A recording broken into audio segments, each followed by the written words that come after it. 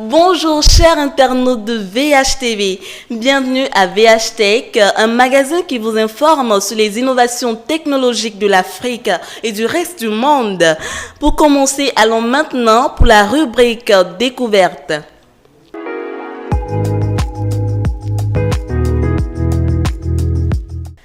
La société américaine Zapline, experte dans la livraison de sang de drones, lance un nouvel appareil et va se développer en Tanzanie. Zapline sauve des vies en livrant du sang et se charge à partir de l'électricité. Cet appareil allie en plus des drones, des colis, des parachutes en matériaux recyclables, de la cartographie couplée à du tracking et de la gestion de commandes en cloud. Pour mieux comprendre, regardons maintenant cette démo.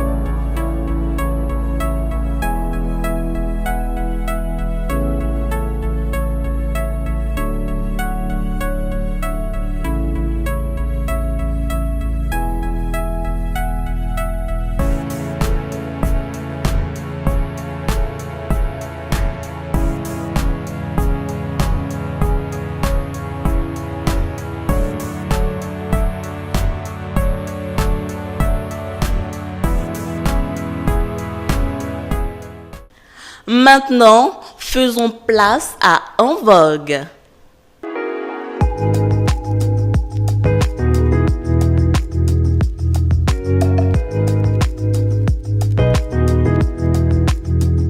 À présent dans En Vogue, nous vous présenterons l'un des meilleurs smartphones Android à acheter en 2018 selon Frandroid, une plateforme numérique. Depuis quelques années, la notoriété de Huawei ne cesse de croître. Dans le segment haut de gamme, les produits de la marque ne manquent pas d'intérêt et a priori, les nouveaux Huawei Mate 10 Pro ne dérogent pas à la règle. Ensemble, regardons cette vidéo. Salut à tous, c'est Omar de Frandroid. Aujourd'hui, on va s'intéresser à un smartphone qui a fait beaucoup de bruit au moment de son annonce, le Huawei Mate 10 Pro. Son constructeur a mis en avant beaucoup de ses qualités et justement dans cette vidéo, on va voir si le smartphone tient toutes ses promesses. Parlons d'abord du design.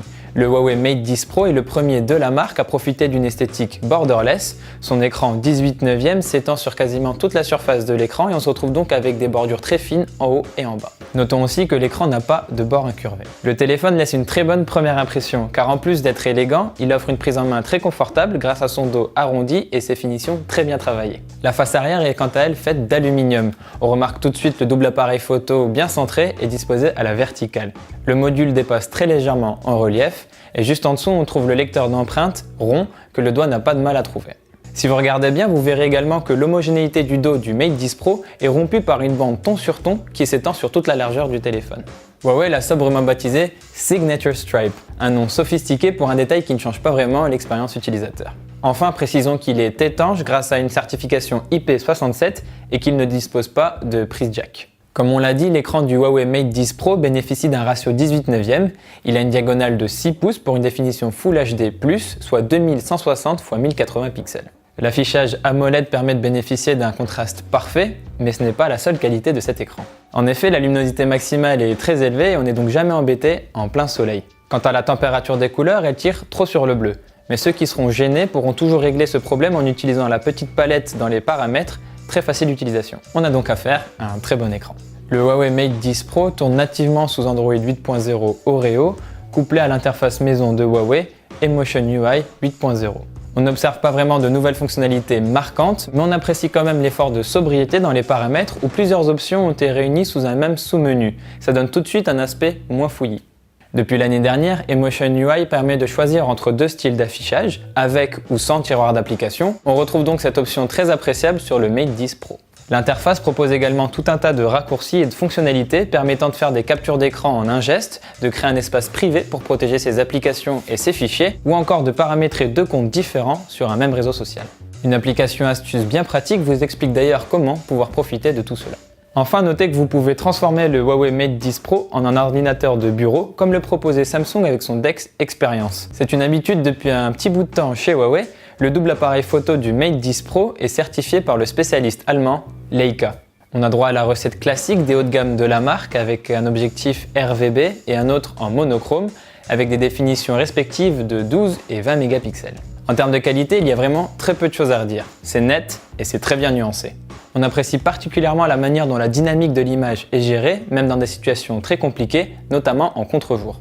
Il faut savoir que le Mate 10 Pro embarque une intelligence artificielle en local et grâce à elle, il peut profiter d'une reconnaissance d'image. Autrement dit, en fonction de l'objet ou de la scène que vous photographiez, l'appareil est capable d'ajuster les couleurs et les nuances pour obtenir la meilleure image possible. On remarque tout de même qu'en intérieur, l'appareil a parfois quelques difficultés à produire une image bien propre et bien nette.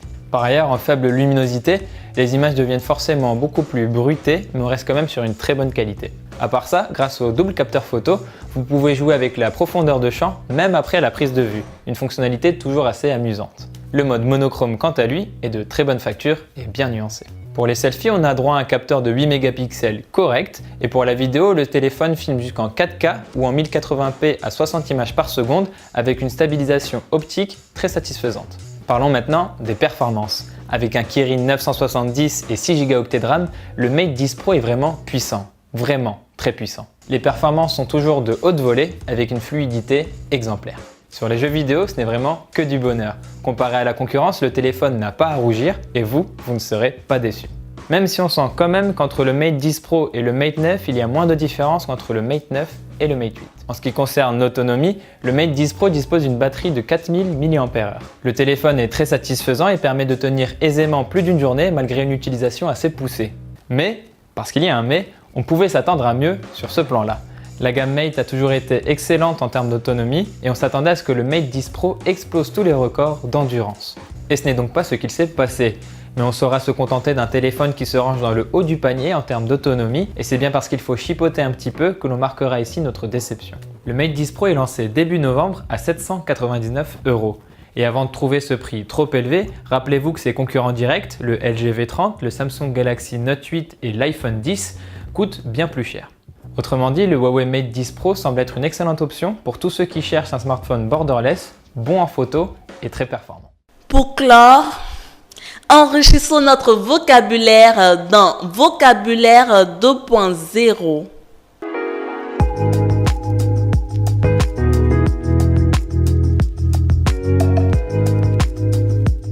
La définition du jour est celle de réseau social.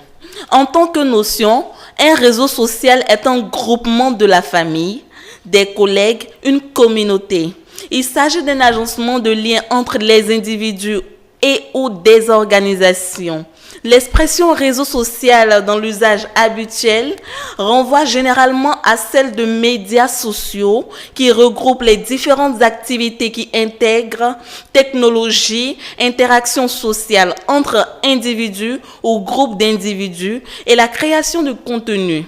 En clair, un réseau social est une plateforme d'échange sur Internet qui permet de tisser des liens avec diverses communautés à travers le monde. C'est tout pour aujourd'hui. Merci à vous, chers internautes, de m'avoir suivi. Restez branchés sur VHTV. À la prochaine pour un autre numéro. Et sachez qu'avec VHTech, voyons la vie en numérique.